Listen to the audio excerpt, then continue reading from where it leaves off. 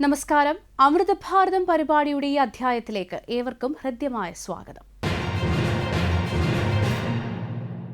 ആഗോളതാപനവും കാലാവസ്ഥാ വ്യതിയാനവും ലോകരാഷ്ട്രങ്ങൾക്ക് വൻ ഭീഷണി ഉയർത്തുന്ന ഈ കാലഘട്ടത്തിൽ അന്തരീക്ഷത്തിലേക്ക് ദുരന്തം വിതയ്ക്കുന്ന കാർബൺ പുറന്തള്ളൽ വൻതോതിൽ കുറയ്ക്കാനും പരമ്പരാഗത ഊർജ്ജ സ്രോതസ്സുകളിൽ നിന്നുള്ള മോചനത്തിനുമായി ലോകം നെട്ടോട്ടമോടുകയാണ്. അതിവേഗം വളരുന്ന സമ്പദ്വ്യവസ്ഥയായ ഭാരതത്തിന്റെ ഊർജ്ജ ആവശ്യകതകൾ ദിനം പ്രതി വർദ്ധിച്ചു വരുമ്പോൾ ഭൂമിയുടെ ലഭ്യതക്കുറവും കൃഷിഭൂമി സംരക്ഷണവും പുനരുപയോഗ ഊർജ്ജ പദ്ധതികൾക്ക് വലിയൊരു വെല്ലുവിളി തന്നെയാണ്. എന്നാൽ ആകാശത്തെ സൂര്യപ്രകാശത്തെയും നിലത്തെ ജലാശയങ്ങളെയും സമന്വയിപ്പിച്ചുകൊണ്ട് ഭാരതം ഇതിനൊരു വിപ്ലവകരമായ പരിഹാരം കണ്ടെത്തുകയാണ്. പ്രധാനമന്ത്രി നരേന്ദ്രമോദിയുടെ അധ്യക്ഷതയിൽ ചേർന്ന കേന്ദ്ര മന്ത്രിസഭായോഗം രാജ്യത്തെ പുനരുപയോഗ ഊർജ്ജ രംഗത്ത് പുത്തൻ അധ്യായം രചിക്കാൻ പ്രധാനമന്ത്രി സൂര്യ സരോവർ യോജന എന്ന പദ്ധതിക്ക് ഔദ്യോഗിക അംഗീകാരം നൽകിയിരിക്കുന്നു. ജലാശയങ്ങൾക്ക് മുകളിൽ ഒഴുകി നടക്കുന്ന സോളാർ പാനലുകൾ അഥവാ ഫ്ലോട്ടിംഗ് സോളാർ ഫോട്ടോവോൾട്ടായിക് പദ്ധതികൾ സ്ഥാപിക്കുന്നതിനായി 5070 കോടി രൂപയുടെ കൂറ്റൻ ബജറ്റാണ് കേന്ദ്ര സർക്കാർ അനുവദിച്ചിരിക്കുന്നത്. ഭാരതത്തിലെ നദികളും തടാകങ്ങളും അണക്കെട്ടുകളും വ്യാവസായിക കുളങ്ങളും ഇനി വെറും ജലസംഭരണികൾ മാത്രമല്ല, മറിച്ച് ഭാരതത്തിന്റെ വികസനത്തിന് വെളിച്ചമേകുന്ന അതിവിശാലമായ ഊർജ്ജ പാടങ്ങൾ കൂടിയാണ്. നിലവിൽ ഭാരതത്തിലാകെ 700 മെഗാവാട്ടോളം മാത്രമുള്ള ഫ്ലോട്ടിംഗ് സോളാർ ശേഷിയെ ഒറ്റയടിക്ക് 7 ഇരട്ടിയിലധികം വർദ്ധിപ്പിച്ച് 5000 മെഗാവാട്ടിലേക്ക് ഉയർത്തുകയാണ് PM സൂര്യ സരോവർ യോജനയുടെ പ്രധാന ലക്ഷ്യം. 2026-27 സാമ്പത്തിക വർഷം മുതൽ 2030-31 വരെയുള്ള കാലയളവിൽ പദ്ധതികൾ അനുവദിച്ച് 2032-33 വരെയുള്ള കാലയളവിൽ സാമ്പത്തിക സഹായ വിതരണം പൂർത്തിയാക്കുന്ന രീതിയിലാണ് ഇത് ആസൂത്രണം ചെയ്തിരിക്കുന്നത്. സൂര്യപ്രകാശമുള്ള സമയത്ത് മാത്രം വൈദ്യുതി ലഭിക്കുന്ന പരമ്പരാഗത രീതിക്ക് പകരം രാത്രികാലങ്ങളിലും വൈദ്യുതി വിതരണം തടസ്സമില്ലാതെ ഉറപ്പാക്കാൻ ഓരോ പദ്ധതിക്കൊപ്പവും കൂറ്റൻ എനർജി സ്റ്റോറേജ് സിസ്റ്റങ്ങൾ നിർബന്ധമാക്കിയിട്ടുണ്ട്. കുറഞ്ഞത് 2 മണിക്കൂർ സംഭരണശേഷിയുള്ള, അതായത് ആകെ 10,000 മെഗാവാട്ട് അവർ ശേഷിയുള്ള എനർജി സ്റ്റോറേജ് സിസ്റ്റങ്ങൾ ഇതിനൊപ്പം സ്ഥാപിക്കും. ഇത് വൈദ്യുതി ഗ്രിഡിന്റെ കാര്യക്ഷമതയും സുസ്ഥിരതയും വർദ്ധിപ്പിക്കുകയും രാത്രികാലങ്ങളിലെ കറണ്ട് ക്ഷാമത്തിന് പരിഹാരമാവുകയും ചെയ്യും.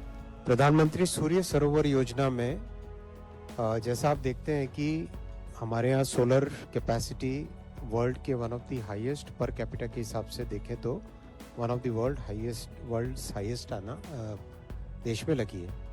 अब इसमें जो हमारी वाटर बॉडीज हैं उसके सरफेस एरिया को कैसे यूज करें सोलर के लिए, वो स्कीम आज माननीय प्रधानमंत्री जी ने अप्रूव की है. प्रधानमंत्री सूर्य सरोवर योजना में जितने वाटर बॉडीज हैं, डैम्स हो, लेक्स हो, कैनाल्स हो, उन सब का उपयोग करके जो solar power generation capacity create करना है उसका अप्रूवल लिया गया है आज. 102 गीगावाट यानी 1 लाख मेगावाट की कैपेसिटी पोटेंशियल है भारत में. National institute of solar energy നടത്തിയ ശാസ്ത്രീയ പഠനങ്ങൾ പ്രകാരം ഭാരതത്തിലെ വിവിധ അണക്കെട്ടുകളിലും ജലാശയങ്ങളിലുമായി ഏകദേശം 102 ഗിഗാവാട്ടിലധികം ഫ്ലോട്ടിംഗ് സോളാർ ഉൽപാദന ശേഷിയുണ്ടെന്നാണ് കണക്കാക്കപ്പെടുന്നത്. ഈ കൂറ്റൻ സാധ്യതയെ പൂർണ്ണമായി പ്രയോജനപ്പെടുത്താനാണ് കേന്ദ്ര സർക്കാർ രംഗത്തിറങ്ങുന്നത്. പദ്ധതിക്ക് കീഴിൽ വിജയകരമായി നിർമ്മാണം പൂർത്തിയാക്കുന്ന ഫ്ലോട്ടിംഗ് സോളാർ പ്രൊജക്ടുകൾക്ക് മെഗാവാട്ടിന് 1 കോടി രൂപ വീതം കേന്ദ്ര സാമ്പത്തിക സഹായം ലഭ്യമാക്കും. കൂടാതെ പ്രോജക്ടുകൾ ആരംഭിക്കുന്നതിന് മുൻപുള്ള ബാത്തിമെട്രി, ഹൈഡ്രോഗ്രാഫിക് അസസ്മെന്റുകൾ, പരിസ്ഥിതി ആഘാത പഠനങ്ങൾ എന്നിവയ്ക്കായി പദ്ധതി ഒന്നിന് 50 ലക്ഷം രൂപ വരെ കേന്ദ്ര സർക്കാർ സഹായം നൽകും. കരയിൽ സോളാർ പാനലുകൾ സ്ഥാപിക്കുമ്പോൾ നേരിടുന്ന ഭൂമി ഏറ്റെടുക്കൽ പ്രശ്നങ്ങൾ, വനനശീകരണം, ഉയർന്ന ഭൂമിവില എന്നിവ പൂർണ്ണമായി ഒഴിവാക്കാൻ ഇതിലൂടെ സാധിക്കും. ജലാശയങ്ങൾക്ക് മുകളിൽ പാനലുകൾ സ്ഥാപിക്കുന്നതിലൂടെ സൂര്യാതപമേറ്റ് വെള്ളം ബാഷ്പീകരിച്ചു പോകുന്നത് തടയാനും വെള്ളത്തിന്റെ തണുപ്പ് കാരണം സോളാർ പാനലുകളുടെ പ്രവർത്തനക്ഷമത വർദ്ധിക്കാനും ഇത് വഴിയൊരുക്കുന്നുണ്ട്. പരിസ്ഥിതി സംരക്ഷണ രംഗത്ത് വിപ്ലവകരമായ മാറ്റമായിരിക്കും PM സൂര്യ സരോവർ യോജന സൃഷ്ടിക്കുക. പദ്ധതി പൂർണ്ണതോതിൽ നടപ്പിലാകുന്നതോടെ പ്രതിവർഷം ഏകദേശം 1 കോടി ടൺ കാർബൺ പുറന്തള്ളൽ അന്തരീക്ഷത്തിലേക്ക് എത്തുന്നത് തടയാൻ സാധിക്കും. ഇത് ഭാരതത്തിന്റെ കാലാവസ്ഥാ വ്യതിയാന പ്രതിരോധ ലക്ഷ്യങ്ങൾക്ക് വലിയ കരുത്തേകും. സാമ്പത്തിക വളർച്ചയോടൊപ്പം രാജ്യത്തെ യുവാക്കൾക്ക് തൊഴിൽ നൽകാനും പദ്ധതിക്ക് സാധിക്കും. പദ്ധതിയുടെ നിർമ്മാണവും പരിപാലനവും വഴി 16,000 മുതൽ 17,000 വരെ മുഴുവൻ സമയ തൊഴിലവസരങ്ങളാണ് രാജ്യത്തുടനീളം സൃഷ്ടിക്കപ്പെടുക. അതോടൊപ്പം ജലാശയങ്ങളിൽ പാനലുകൾ പൊങ്ങിക്കിടക്കാൻ സഹായിക്കുന്ന ഫ്ലോട്ടേഷൻ സിസ്റ്റങ്ങൾ, സോളാർ സെല്ലുകൾ, മൊഡ്യൂളുകൾ, ബാറ്ററി സ്റ്റോറേജ് സംവിധാനങ്ങൾ എന്നിവ പൂർണ്ണമായും ഭാരതത്തിൽ തന്നെ നിർമ്മിക്കുന്നതിലൂടെ ആത്മനിർഭർ ഭാരതം സങ്കല്പത്തിനും തദ്ദേശീയ ഉൽപാദന മേഖലയ്ക്കും പദ്ധതി വൻ ഊർജ്ജമേകും. രാജ്യത്തെ മുഴുവൻ സംസ്ഥാനങ്ങൾക്കും കേന്ദ്രഭരണ പ്രദേശങ്ങൾക്കും ഈ പദ്ധതിയുടെ ആനുകൂല്യം ലഭിക്കും. നമ്മുടെ സരോവറുകൾ ഇനി കേവലം ജലസ്രോതസ്സുകൾ മാത്രമല്ല, നാളെയുടെ വെളിച്ചം ഉൽപ്പാദിപ്പിക്കുന്ന അക്ഷയപാത്രങ്ങളാണ്. പ്രകൃതി വിഭവങ്ങളെ ഒട്ടും പാഴാക്കാതെ സാങ്കേതിക വിദ്യയുടെ മികവിൽ ഹരിത ഭാരതം പടുത്തുയർത്താൻ കേന്ദ്ര സർക്കാർ ആവിഷ്കരിച്ച PM സൂര്യ സരോവർ യോജന ഡാമുകൾ ഉൾപ്പെടെ നിരവധി ജലാശയങ്ങളുള്ള കേരളത്തിനും വലിയ അവസരങ്ങൾ തുറന്നു നൽകുമെന്നതിൽ സംശയമില്ല.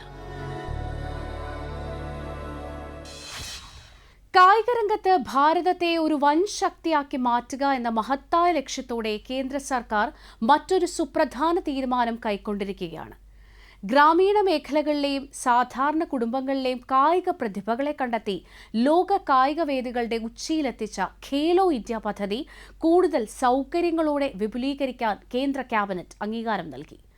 2026-27 സാമ്പത്തിക വർഷം മുതൽ 2030-31 വരെയുള്ള കാലയളവിലേക്ക് ദേശീയ കായിക ഫെഡറേഷനുകൾക്കുള്ള വിപുലീകരിച്ച സഹായം ഉൾപ്പെടെ 36,441 കോടി രൂപയുടെ കൂറ്റൻ ബജറ്റ് വിഹിതമാണ് പദ്ധതിക്കായി വകയിരുത്തിയിരിക്കുന്നത്.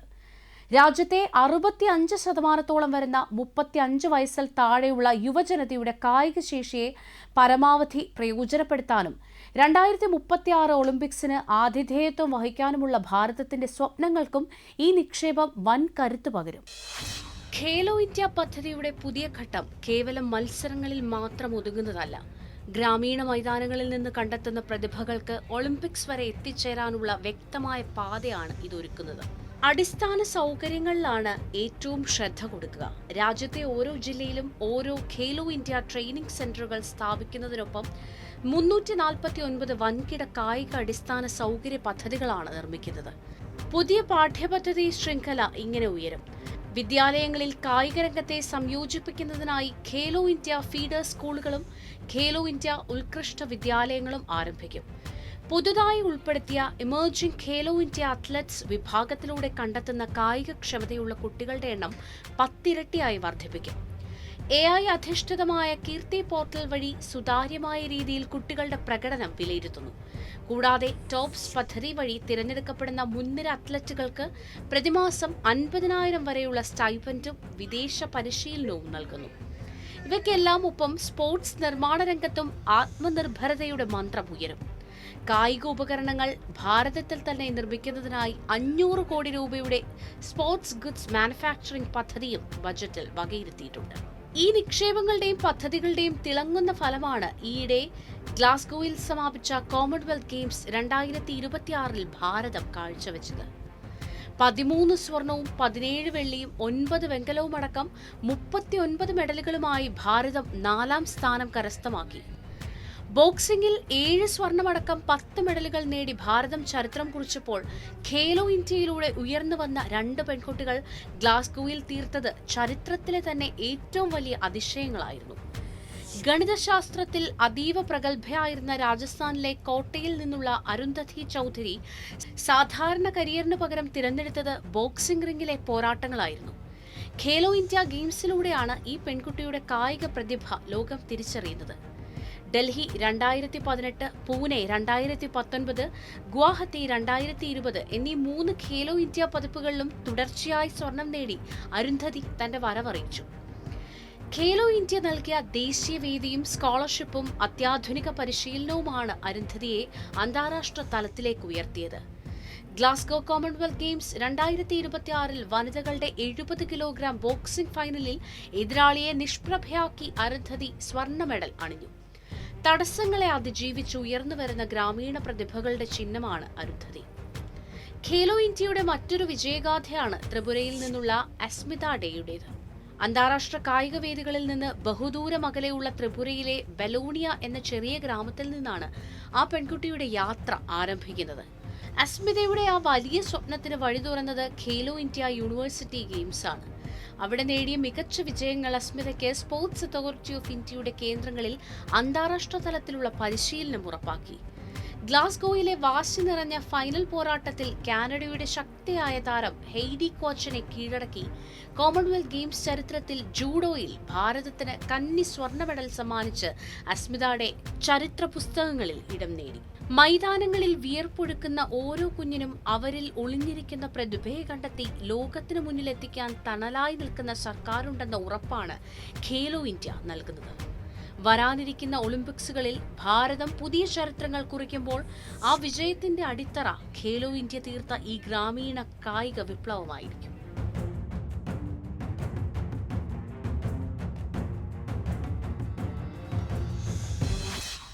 ഭാരതത്തിന്റെ ഊർജ്ജ സുരക്ഷയിലും ആത്മനിർഭരതയിലുമുള്ള ചരിത്രപരമായ ഒരു പുതിയ അധ്യായത്തിന് തുടക്കമായിരിക്കുകയാണ്.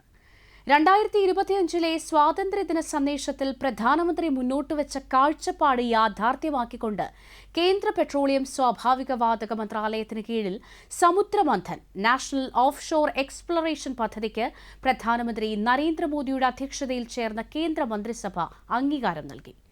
2030-31 സാമ്പത്തിക വർഷം വരെ നടപ്പിലാക്കുന്ന ഈ കേന്ദ്ര മേഖലാ പദ്ധതിക്കായി 84,084 കോടി രൂപയുടെ കൂറ്റൻ ബജറ്റാണ് കേന്ദ്ര സർക്കാർ വകയിരുത്തിയിരിക്കുന്നത്.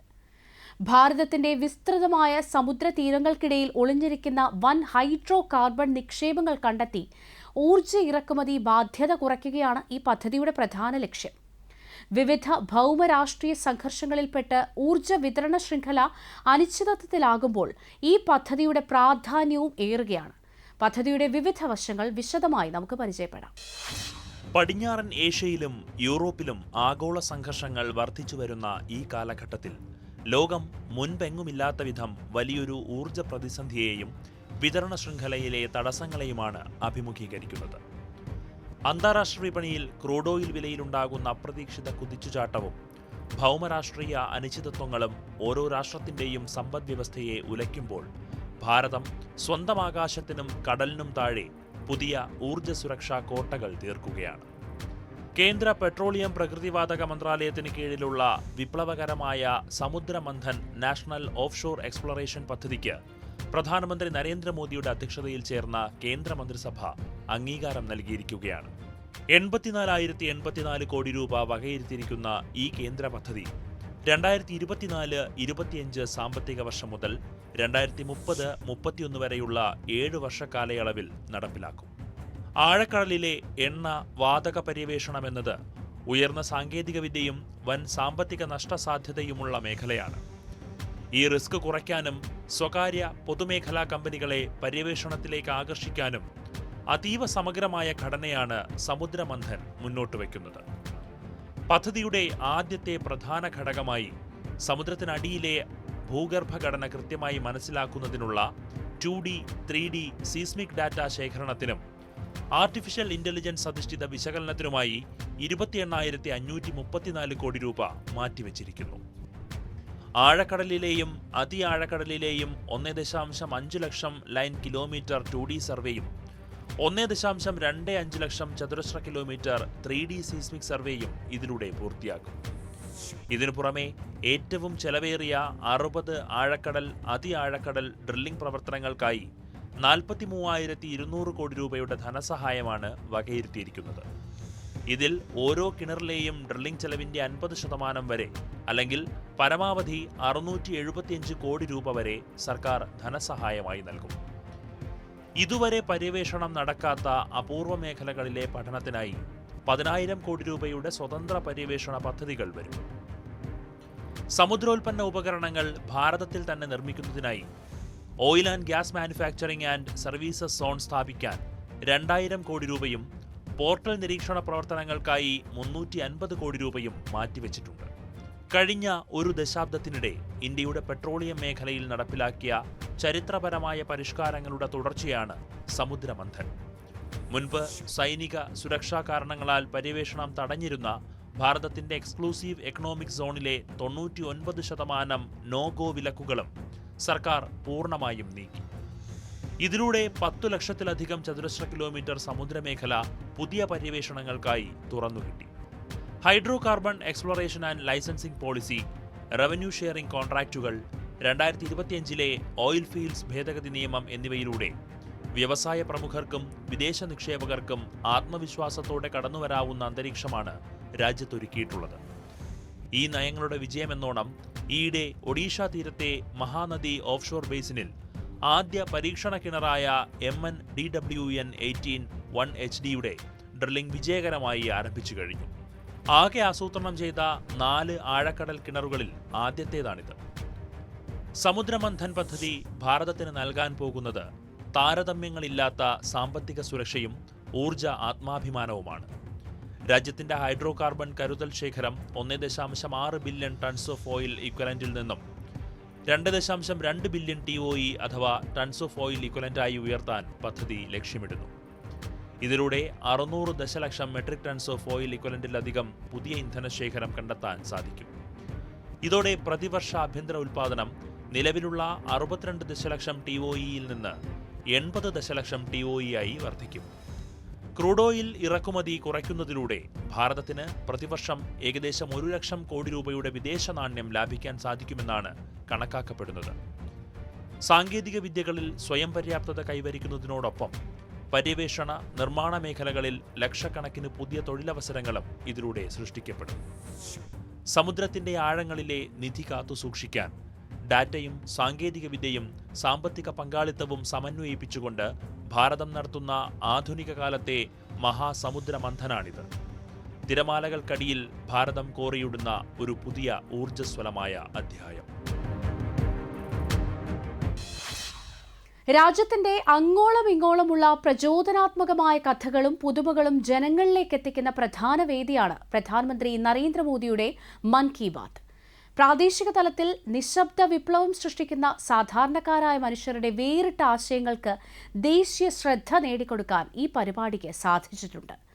മൻ കി ബാത്തിന്റെ 136 പതിപ്പിലും കേരളത്തിൽ നിന്നുള്ള അത്തരമൊരു കഥ പ്രധാനമന്ത്രി രാജ്യാന്തര ശ്രദ്ധയിലേക്ക് കൊണ്ടുവന്നിരുന്നു.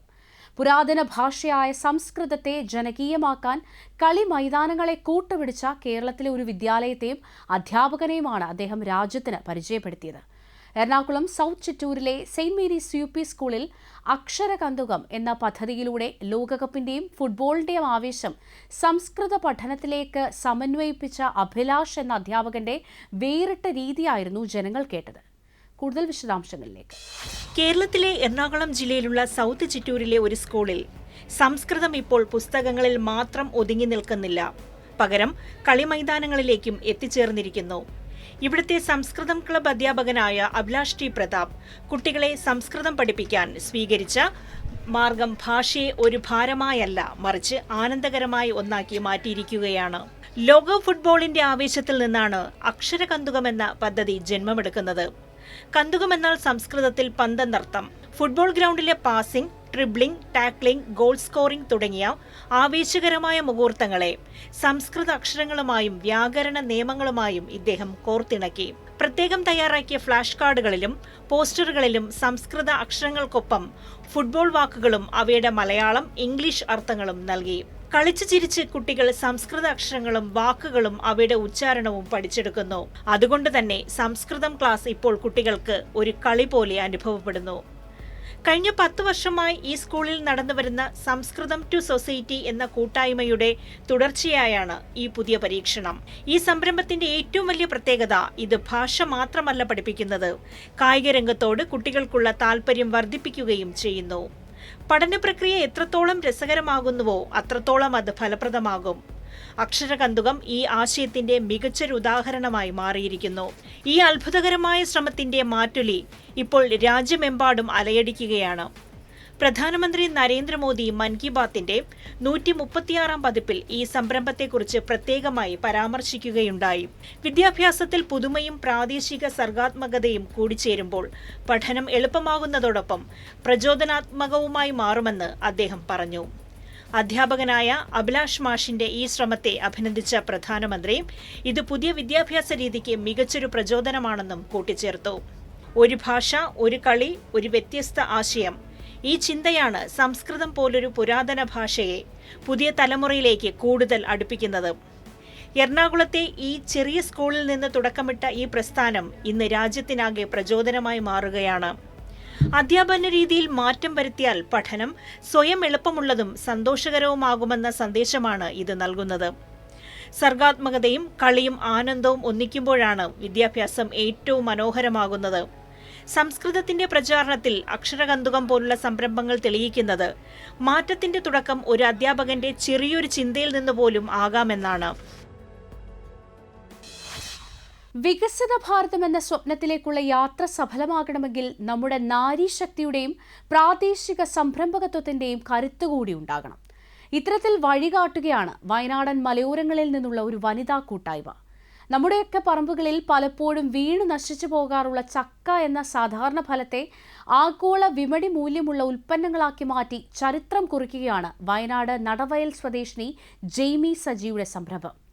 കേന്ദ്ര സർക്കാരിന്റെ PMEGP സ്കീം നൽകിയ സാമ്പത്തിക കൈത്താങ്ങിലൂടെ ചെറിയൊരു സ്വപ്നമായി തുടങ്ങിയ ഈ പ്രയാണം പിന്നീട് അഗ്രികൾച്ചർ ഇൻഫ്രാസ്ട്രക്ചർ ഫണ്ട് ഉൾപ്പെടെയുള്ള കേന്ദ്ര പദ്ധതികളുടെ പിൻബലത്തിൽ ഇന്ന് വളർന്ന് പന്തലിച്ചിരിക്കുകയാണ്. ജർമ്മനിയും അമേരിക്കയും ഉൾപ്പെടെയുള്ള വിദേശ രാജ്യങ്ങളിലേക്ക് വയനാടിന്റെ സ്വന്തം ജാക്ക് ഫ്രഷ് ഉൽപ്പന്നങ്ങൾ കയറ്റി അയക്കുന്നതിനൊപ്പം ഒട്ടനവധി സാധാരണക്കാർക്കും കർഷകർക്കും സ്ഥിര വരുമാനവും തണലുമേകുകയാണ് ഈ വനിതാ സംരംഭം. ആത്മനിർഭർ ഭാരതത്തിന്റെ തിളക്കമാർന്ന ഈ വിജയഗാഥയിലേക്ക്. യാദൃശ്ചികമായി പങ്കെടുത്ത ഒരു പാചക പരിശീലന ക്ലാസ്സാണ് ജെയ്മിക്ക് ബിസിനസ് ആരംഭിക്കാനുള്ള പ്രചോദനമായത്. ചക്കയില്ലാത്ത കാലത്തും ആളുകൾക്ക് ചക്കക്കുരു പായസം ലഭ്യമാക്കുക എന്ന ലക്ഷ്യത്തോടെ ജൈവോത്പന്ന കടകളിലൂടെയായിരുന്നു തുടക്കം. എന്നാൽ പുൽപ്പള്ളിയിൽ നിന്ന് ലഭിച്ച ആദ്യത്തെ കയറ്റുമതി ഓർഡർ ജെയ്മിയുടെ ബിസിനസ്സിൽ വലിയൊരു വഴിത്തിരിവായി മാറി. ഇന്ന് ജർമ്മനി, USA ഉൾപ്പെടെയുള്ള വിവിധ വിദേശ രാജ്യങ്ങളിലേക്ക് വയനാട്ടിൽ നിന്നുള്ള ചക്ക ഉൽപ്പന്നങ്ങൾ വിജയകരമായി കയറ്റി അയക്കുന്നുണ്ട്. ആദ്യഘട്ടത്തിൽ സ്വന്തം കൃഷിയിടത്തിൽ നിന്നും പരിസരങ്ങളിൽ നിന്നും മാത്രമാണ് ചക്ക ശേഖരിച്ചിരുന്നത്. എന്നാൽ ഉൽപാദനം വർദ്ധിച്ചതോടെ വിദൂര സ്ഥലങ്ങളിൽ നിന്നു പോലും കിലോയ്ക്ക് 25 രൂപ നിരക്കിൽ ജെയ്മി ചക്കക്കുരു ശേഖരിച്ചു തുടങ്ങി. 19-ലധികം ഉൽപ്പന്നങ്ങൾ ജെയ്മീസ് ജാക്ക് ഫ്രഷ് എന്ന ട്രേഡ് മാർക്കിൽ വിപണിയിൽ എത്തിക്കുന്നുണ്ട്. ആദ്യം ഒരു PMEGP ലോൺ എടുത്തിട്ടാണ് ഞാൻ ഈ സംരംഭം ആരംഭിക്കുന്നത്. പിന്നീട് അഗ്രി ഫണ്ട് ലഭിച്ചു. അഗ്രി ഫണ്ട് ഉപയോഗിച്ചിട്ടാണ് ചക്കയുടെ മുഴുവൻ പ്രോസസ്സിംഗ് ചെയ്യാവുന്ന രീതിയിൽ റിട്ടോർട്ട് സംവിധാനം, വാക്വം ഫ്രൈഡ് ചിപ്സുകൾ, heat pump dryer, cold storage ഇങ്ങനത്തെ ഫെസിലിറ്റീസ് എല്ലാം ചെയ്തത് ഈ ലോൺ ലഭിച്ചതോടുകൂടിയാണ്. അങ്ങനെയാണ് ഈ സംരംഭം എനിക്ക് നല്ല രീതിയിൽ മുമ്പോട്ട് കൊണ്ടുപോകാനായിട്ട് സാധിക്കുന്നത്.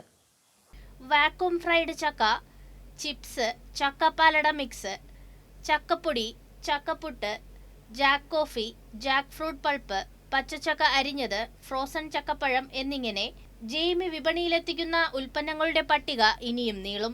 2020-ൽ 16 ലക്ഷത്തിലധികം രൂപയുടെ കേന്ദ്ര വായ്പാ പദ്ധതിയുടെ സഹായത്തോടെയാണ് ജെയ്മി യൂണിറ്റ് തുടങ്ങിയത്. തുടർന്ന് 2023-ൽ 1.5 കോടിയുടെ അഗ്രികൾച്ചർ ഇൻഫ്രാസ്ട്രക്ചർ ഫണ്ട് വായ്പ ഉപയോഗിച്ച് ഫാക്ടറി വിപുലീകരിക്കുകയായിരുന്നു. 2020-ൽ ആരംഭിച്ച ഒരു സംരംഭമാണ്. ചക്കക്കുരുവിൻ്റെ പ്രോസസ്സിംഗാണ് ആദ്യം ആരംഭിക്കുന്നത്. വേസ്റ്റ് ചെയ്ത സാധനം വെൽത്താക്കി മാറ്റുക എന്ന ആശയത്തിൽ നിന്നാണ് ഇങ്ങനെയൊരു സംരംഭത്തിലോട്ട് ഞാൻ കടന്നു വരുന്നത്. ഇന്ന് ഒരു 900 സ്ക്വയർ ഫീറ്റിൽ ആരംഭിച്ച ചെറിയൊരു സംരംഭം, ഒരു PMEGP ലോൺ എടുത്താണ് ഈ സംരംഭം ആരംഭിക്കുന്നത്.